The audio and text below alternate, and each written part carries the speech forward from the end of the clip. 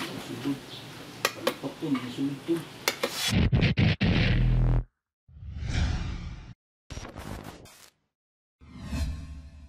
So, hello, what's up mga ka-orange, mga kapongkan? Magandang araw po sa ating lahat.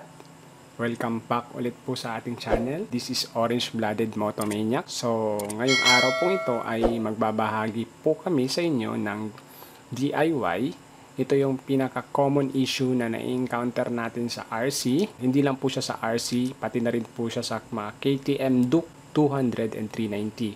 So, ito po yung issue na kung saan pag ini-start natin yung motor, meron po tayong naririnig na parang clicking sound sa gilid ng ating battery.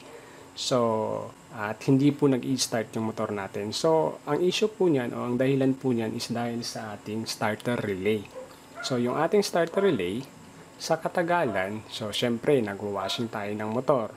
Every time na matatamaan siya ng tubig yung ating starter relay, yun po yung dahilan kung saan nangangalawang yung mga contacts ng ating starter relay. So, ang nangyayari niyan, once na corrugated or nangangalawang na po yung ating contact sa ating starter relay, yun po yung dahilan kung bakit hindi na po mag-i-start yung ating motor.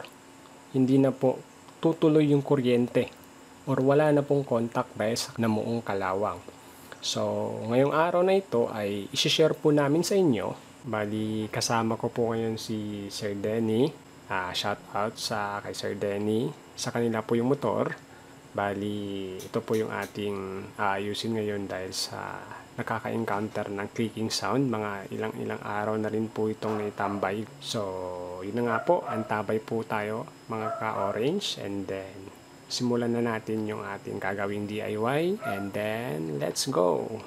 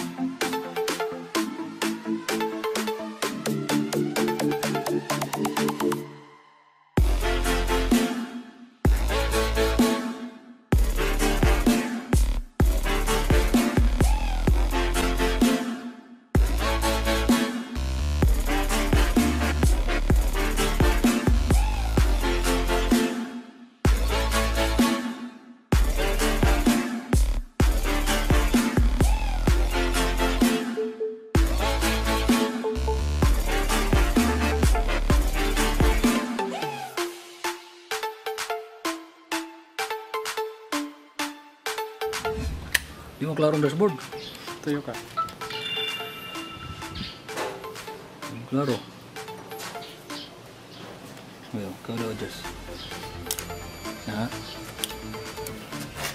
Yung klaro isilaw mo gud. Oh! Ito yun. Andar. Mandar.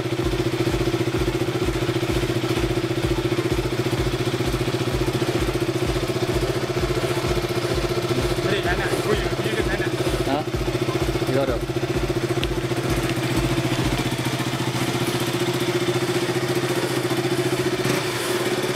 Apil din ka din eh, para wala anak na yun.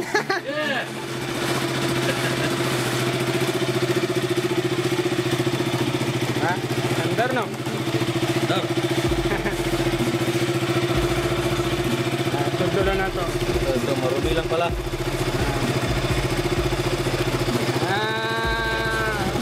Okay.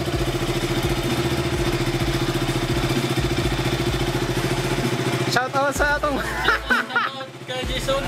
Shout out kay Denny. Wala ka ka, right? ayos.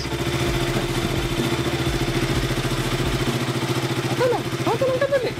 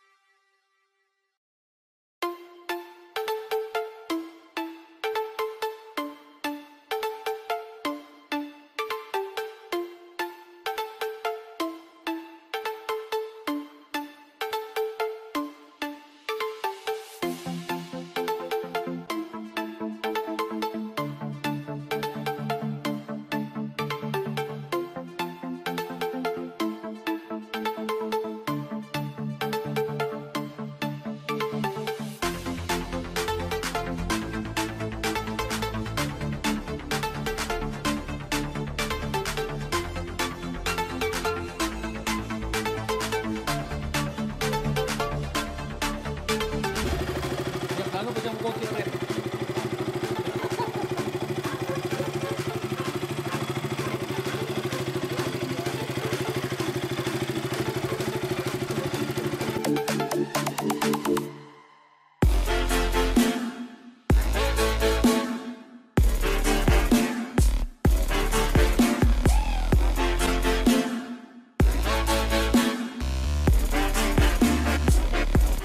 So, yun na nga po mga ka-orange, mga kapongkan. So, after natin na malinisan and then malihaan and then mabugahan ng brake cleaner yung ating contacts ng ating starter relay, ay gumana nga po yung ating motor. So, yun po talaga yung pinaka-common issue na nai-encounter natin sa ating KTM RC and Duke 200-390. So, sa katagalan po kasi niyan, every time na nag-washing tayo, so hindi naman po natin nakikita na nababasa pala yung area na yon. So, yun yung cause o yun yung dahilan kung bakit nangalawang or nangangalawang yung ating mga contacts ng ating starter relay. So, yun na nga po, yung tip ko na lamang po sa inyo na iwasan po natin siyang basain yung area na yon.